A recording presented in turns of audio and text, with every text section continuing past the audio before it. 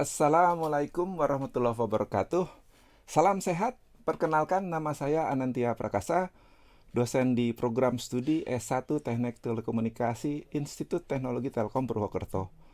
Pada kesempatan kali ini, saya akan memaparkan salah satu mata kuliah yang saya ampu, yaitu mata kuliah Radar Navigasi dan Penginderaan Jauh, sebagai bukti untuk kerja Tridharma Perguruan Tinggi untuk sertifikasi dosen, khususnya bidang pengajaran.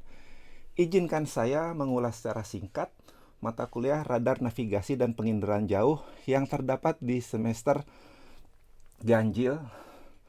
Mata kuliah Radar Navigasi dan Penginderaan Jauh ini merupakan mata kuliah pilihan dengan bobot 3 SKS untuk mahasiswa tingkat 3 di Prodi S1 Teknik Telekomunikasi Institut Teknologi Telkom Purwokerto.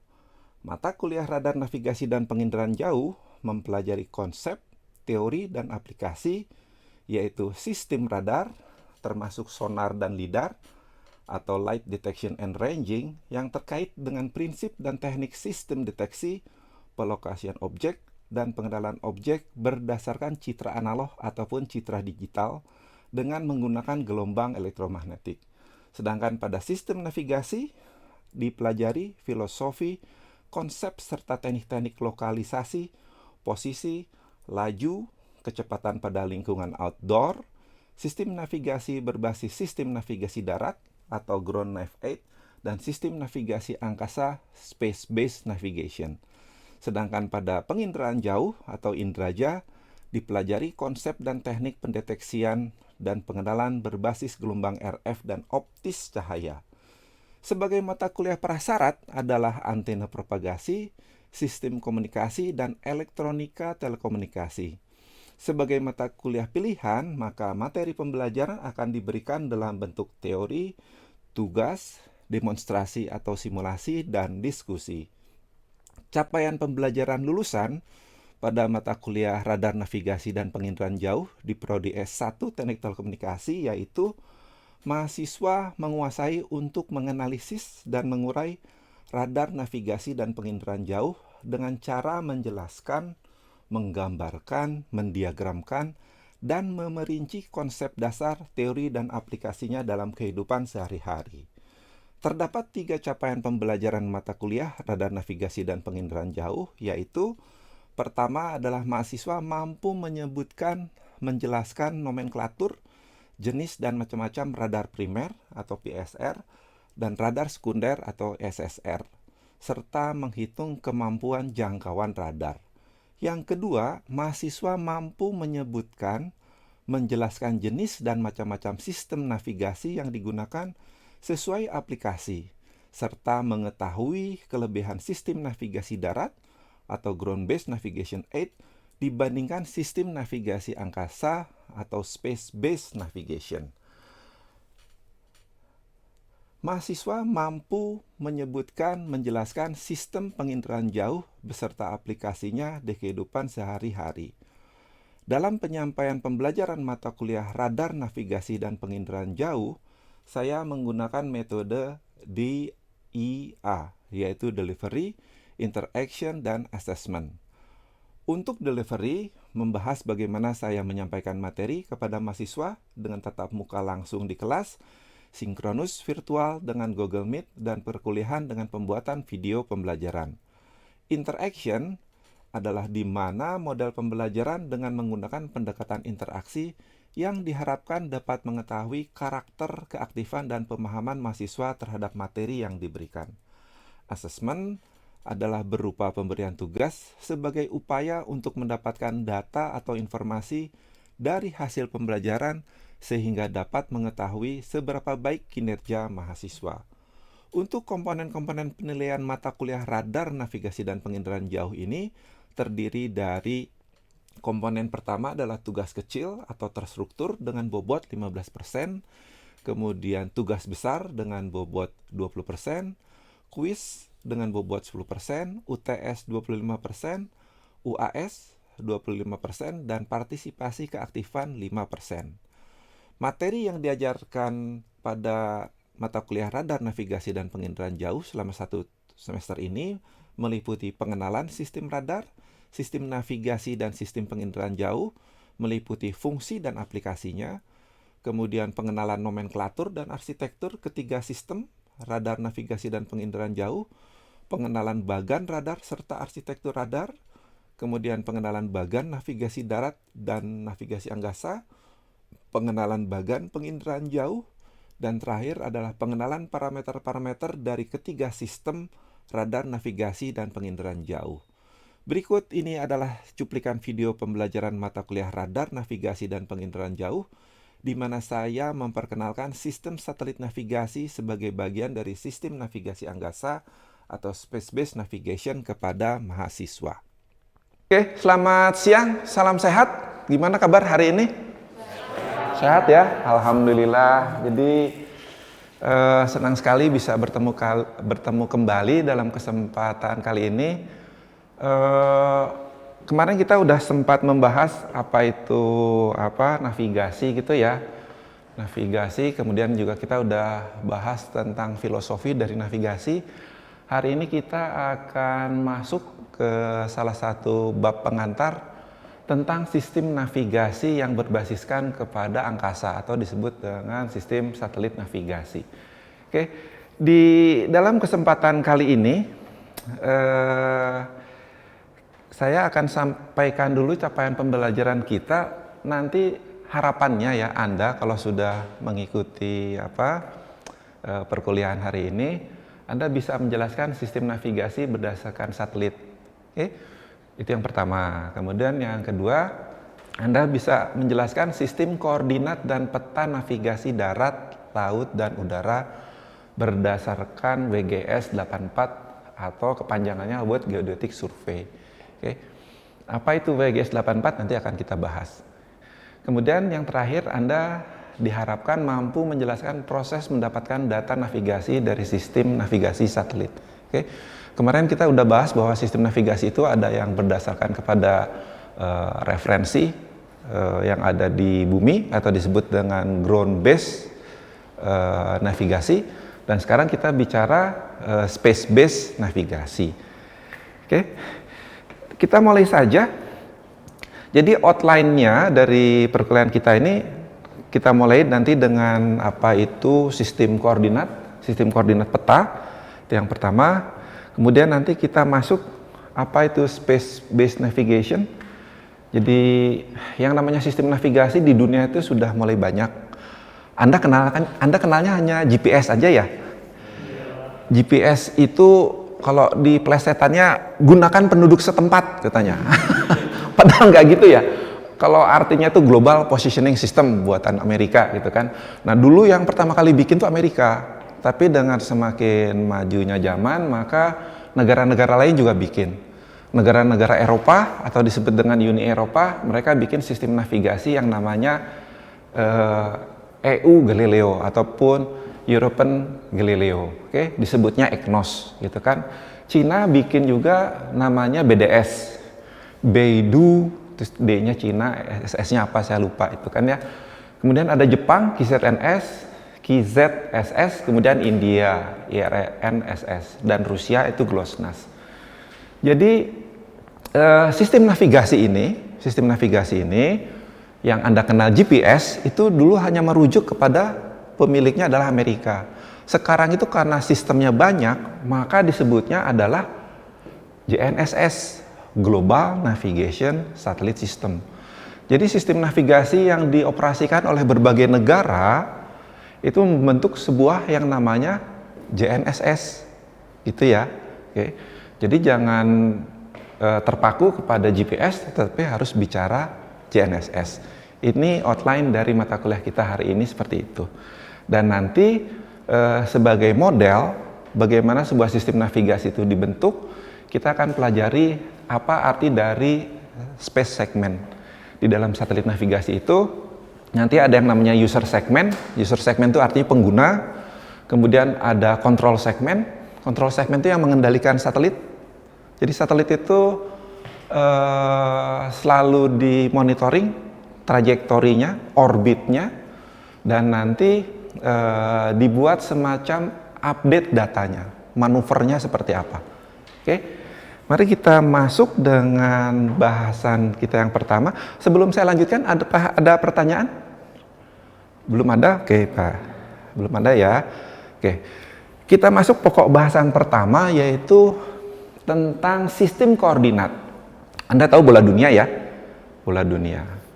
Jadi bola dunia itu di dalam bayangan kita, kalau misalkan dia berbentuk bola sempurna, kemudian kita lihat dari atas, dari kutub utara yang ini ya, kita anggap kutub utara, maka kita katakan kalau kita lihat bola dunia dari atas, kemudian kita bagi-bagi, ini kita bagi dua ya, seret gitu kan ya, kita bagi dua gitu kan ya, seret, maka ini kita katakan adalah bagaimana caranya sebuah dunia itu diproyeksikan berdasarkan azimut dari atas pembaginya.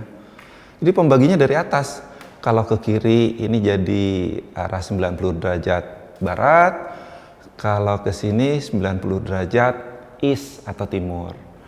Kalau ke sini dibagi 0 derajat, kalau ke sini adalah 180 derajat east atau west. Nah, ini model pemetaan yang disebut dengan azimutal, proyeksi azimutal. Oke. Kemudian ada lagi model proyeksi bagaimana kita membuat sebuah peta dunia itu. Bola dunia ini dimasukkan ke dalam sebuah tabung silinder. Seandainya ada gitu ya, ini hanya sebuah teoritis. Dimasukkan ke dalam sebuah tabung silinder. Kemudian tabung silinder bola dunia ini tadi diproyeksikan kepada tabung silinder tadi. Kemudian dibuka tabung silindernya. Maka saat dibuka tabung silindernya, bentuknya nanti seperti ini. Ini disebut dengan model cylindrical projection. Jadi caranya membagi dunia itu dengan garis-garis tadi, dimasukkan ke silinder, kemudian dibuka. Sehingga nanti bisa dibagi berdasarkan garis horizontal dan vertikal. Oke, ini model pendekatan yang kedua seperti itu. Model pendekatan yang ketiga, bola dunia itu dimasukkan ke dalam sebuah sungkup yang berbentuk kon, gitu. Jadi ini ada sebuah peta yang dibentuk dari sebuah sungkup. Sungkup ini nanti kalau dibuka seperti ini, seret. Ini A dan B-nya seolah-olah ini bisa ditutup, gitu kan ya. Ini disebut dengan conical projection. Oke. Ini adalah bagaimana kita membuat sebuah sistem koordinat yang disepakati secara internasional, mana yang dipakai. Semuanya dipakai, tetapi dalam mata kuliah ini kita hanya akan mengacu kepada satu saja, yaitu kita akan mengacu kepada yang namanya pemetaan seperti ini. Oke. Artinya ini akan kita bagi yang namanya cylindrical ini, kemudian kita tambahkan referensi. Referensinya apa? Referensinya yang pertama adalah bola dunia dibagi dua, disebut dengan garis ekuator atau meridian, gitu kan ya. Di yang kedua ini disebut dengan garis pembagi yang dari atas ke bawah, disebut dengan prime meridian. Oke. Perjanjiannya gimana? Maka kalau kita ingin membagi gitu ya, supaya punya kesepakatan yang dimengerti oleh semua orang, maka pembagiannya seperti ini tadi. Kalau garis ekuator dari bagian atas disebut dengan utara, kalau bagian yang bawah disebut dengan selatan, gitu kan ya. Kalau yang dibagi dengan garis vertikal, ini gimana? Maka disepakati garis vertikal yang menghubungkan dari kutub utara ke kutub selatan melewati kota Greenwich di Inggris, inilah sebagai disebut dengan garis nol yang menghubungkan dari latitude. Jadi pengertiannya di sini kalau bahasa Inggrisnya ya, garis vertikal itu adalah latitude, kemudian garis horizontal itu adalah longitude. Gitu ya. Perjanjiannya seperti itu. Jadi ini adalah sebuah sistem peta yang paling banyak dipakai. Oke. WGS 84 itu adalah sebuah peta yang dibuat oleh orang-orang geologi, geomatik gitu ya, bikin peta. Peta itu dijadikan sebuah bentuk software berdasarkan apa? Berdasarkan dua hal ini tadi, yaitu ada garis referensi prime meridian dan garis ekuator, termasuk nanti ada daratan dan lautan ataupun pegunungan. Oke, WGS 84 itu isinya seperti itu. Jadi secara umum dari peta cylindrical projection tadi, kita punya kesepakatan untuk menentukan satu titik di muka bumi, maka kita bisa katakan dengan dua angka, yaitu latitude dan longitude. Latitude yang ke arah vertikal, longitude yang ke arah horizontal. Oke, perjanjiannya seperti itu, dan dari sinilah nanti kita bisa menentukan posisi dari kota-kota yang ada di setiap permukaan bumi. Oke. Ini contoh bagaimana kalau dibagi antara garis latitude dan longitude dari setiap posisi dari bumi seperti ini. Ini garis prime meridian melewati kota Greenwich di Inggris, itu sama dengan universal time coordinate, artinya ini sama dengan garis 0.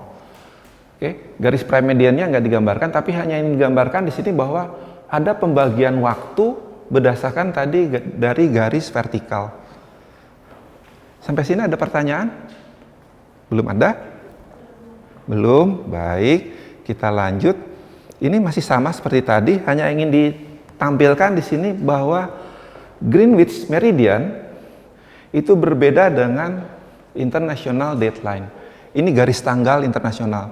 Jadi batas untuk membedakan kita berubah tanggal itu bukan garis ini ya, bukan garis Greenwich tadi, tapi berdasarkan International Dateline.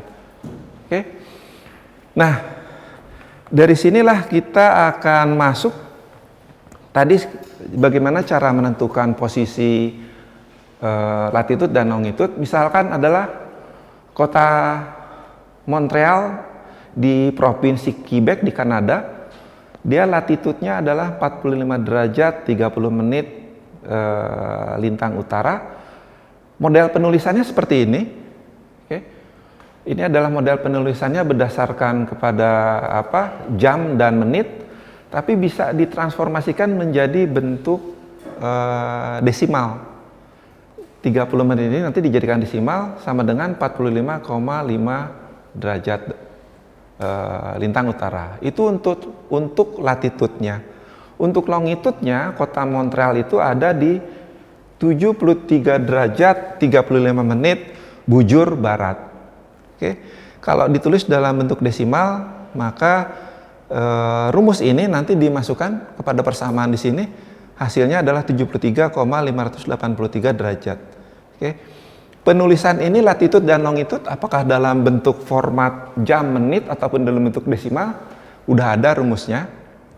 Udah banyak di internet, tapi maksud saya Anda hanya wajib tahu bagaimana mengkonversi ataupun cara membacanya saja. Oke. Kemudian modelnya kalau kita tahu dua posisi kota di bumi, maka kita bisa menghitung jarak dari dua kota di bumi. Berdasarkan apa? Berdasarkan latitude dan longitude dari A, berdasarkan latitude dan longitude dari titik B. Kita bisa ngitung jaraknya. Misalkan jarak dari Purwokerto ke Semarang. Anda kalau pakai peta GPS yang dijalankan di smart Android, Anda tahu berdasarkan rute ya. Jadi jaraknya itu adalah jarak berdasarkan rute. Bisa lewat Pekalongan, bisa lewat Tegal, atau mungkin bisa lewat Jogja ke atas gitu kan ya. Tapi kalau untuk tahu jarak terpendeknya, Anda bisa menggunakan rumus ini. Oke. Kira-kira seperti itu, jadi dengan tahu dua posisi tadi, Anda bisa menghitung jarak terpendeknya. Kenapa kita penting untuk tahu jarak terpendeknya? biasanya di dalam sebuah navigasi itu kemarin kita udah pelajari berapa jumlah waktu, berapa jumlah energi yang dibutuhkan untuk berjalan dari satu titik ke titik lain. Untuk berjalan dari Purwokerto ke Jakarta, itu butuh waktu berapa lama? Nah, kalau berdasarkan peta GPS biasanya kan berdasarkan rute. Tapi kalau misalkan kita bisa terbang, seandainya kita bisa terbang, maka kita bisa tahu jarak terpendeknya berapa, gitu kan ya. Oke, itu yang penting untuk diketahui. Jarak terpendek itu bisa tahu dari apa? Dari perhitungan tadi, dari rumus tadi. Nah, sekarang kita masuk kepada satu topik bahasan, bagaimana sebuah sistem navigasi satelit itu dioperasikan oleh berbagai negara di dunia. Oke. Tadi udah dibahas sedikit, India punya namanya sistem navigasi IRNSS, panjangannya Indian Regional Navigation Satellite System. Jepang punya sistem navigasi satelit namanya Quasi-Zenith Satellite System. Dan Amerika punya GPS, Rusia punya GLONASS, dan Eropa punya Galileo. Oke. Yang Cina disebut dengan BDS. Jadi dalam hal ini namanya sistem satelit navigasi atau disebut dengan GNSS, itu dibentuk dari berbagai sistem satelit konstelasi yang dimiliki oleh berbagai negara. Bagaimana model perhitungannya untuk menentukan posisi? Kalau kita punya satelit navigasi minimal 4, maka kita punya 4 persamaan. Oke, 4 persamaan. Dari 4 persamaan ini nanti setiap satelit itu dia punya posisi sendiri-sendiri, X, Y, Z-nya sendiri-sendiri, X, Y, Z sendiri-sendiri, X, Y, Z sendiri. Maka nanti yang namanya user, dalam hal ini contohnya adalah pesawat, satelit bergerak, pesawat bergerak, maka nanti bisa dipecahkan posisinya dia berdasarkan berapa waktu penerimaan dari sinyal yang ditransmisikan oleh setiap satelit. Oke, 4 persamaannya inilah yang disebut dengan 4 unknown. Bisa dicari nanti posisi pesawat itu ada di berapa. Ini gambaran umumnya seperti ini ya. Oke. Dan dalam hal ini kita akan bahas nanti di akhir perkuliahan. Tentunya untuk mengurangi kerumitan berpikir nanti kita menggunakan software. Oke. Karena kalau Anda menghitung secara manual walaupun bisa pakai Excel itu it takes time, butuh waktu lama. Tapi kalau dengan software nanti bisa lebih cepat. Oke. Silakan. Untuk yang slide sebelumnya itu kan setiap negara punya satelit navigasi sendiri-sendiri ya Pak? Betul. Kira-kira itu kenapa setiap negara punya satelit navigasi sendiri-sendiri Pak? Punya, artinya bisa mengoperasikan sendiri-sendiri. Pertimbangannya, kalau dulu Amerika itu pertimbangannya adalah militer ya. Kalau Amerika dulu pertimbangannya militer. Tapi negara-negara sekarang itu penting untuk mempunyai satelit navigasi sendiri-sendiri dalam rangka pertimbangan untuk masalah kewilayahan. Masalah kewilayahan itu artinya apa? Batas-batas negara, termasuk juga batas-batas laut ya. Termasuk juga di situ nanti kalau kita punya sistem navigasi, kita mempunyai kemampuan untuk mengatur cara kita hidup. Misalnya seperti apa? Apakah satu daerah itu mengandung sumber daya alam, misalkan seperti tambang atau gas, maka itu jangan dijadikan tempat permukiman, tapi dijadikan untuk tambang. Kalau misalkan di sana ada sumber daya air itu susah ya sekarang ya, yang namanya pencemaran terjadi di mana-mana. Maka dengan bantuan sistem satelit navigasi, dibantu dengan teknologi remote sensing, pemetaan, maka kita bisa menentukan di mana sumber air terbaik yang ada di satu wilayah. Sehingga nanti kalau ada air di situ, maka bisa dibangun yang namanya pemukiman. Itu dari sisi sipil itu udah bagus, udah bisa didayagunakan seperti itu. Oke. Tapi tujuan militernya biasanya tetap ada, terutama untuk menentukan pergerakan pasukan ataupun untuk menentukan perebutan wilayah gitu kan ya, batas-batas wilayah seperti itu. Oke, ada pertanyaan lain? Nggak ada? Oke, kalau nggak ada, jadi itu yang saya sampaikan untuk pertemuan kita kali ini, dan kelihatannya kita nggak cukup waktu untuk menghabiskan ini karena eh, cukup 30 menit saja katanya. Jadi untuk selanjutnya nanti akan kita teruskan minggu depan gitu. Yang penting di sini adalah ada 2 jenis satelit yang paling dipakai oleh beberapa negara, yaitu satelit GPS milik Amerika dan GLONASS miliknya Rusia. Kenapa kok 2 satelit ini paling banyak dipakai? Karena dari sisi keandalan memberikan data-data navigasi untuk user. Oke. Jadi kalau Anda di HP Anda buka gitu ya, Anda buka software. Nah, dengan software itu nanti Anda bisa tahu berapa jumlah satelit yang bisa Anda terima dalam satu saat. Contohnya seperti apa? Mungkin contohnya seperti ini. Ini juga bisa dijadikan sebagai rujukan ya. Nanti kalau Anda cari di mana, di Android, dicari di Android, softwarenya bentuknya seperti ini. Nah, ini Anda install ya. Kemudian Anda nanti bisa tahu berapa jumlah satelit yang bisa diterima dalam satu waktu. Oke. Ini adalah setiap konstelasi satelit sendiri-sendiri, merah, kuning, hijau gitu. Dan berapa sinyal strength yang bisa diterima setiap satelit bisa ditampilkan. Itu dengan bantuan aplikasi Anda yang ada di Android. Oke. Jadi itu yang saya sampaikan untuk pertemuan kita kali ini, dan terima kasih. Apakah ada pertanyaan sebelum saya akhiri? Kalau nggak ada,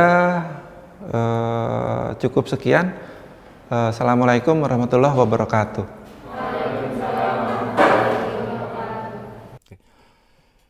Sebagai penutup, demikian deskripsi singkat terkait pembelajaran mata kuliah radar, navigasi, dan penginderaan jauh di program studi S1 Teknik Telekomunikasi. Semoga dapat memberikan gambaran mengenai kinerja pengajaran yang saya lakukan, khususnya di mata kuliah radar, navigasi, dan penginderaan jauh Institut Teknologi Telkom Purwokerto. Wassalamualaikum warahmatullahi wabarakatuh.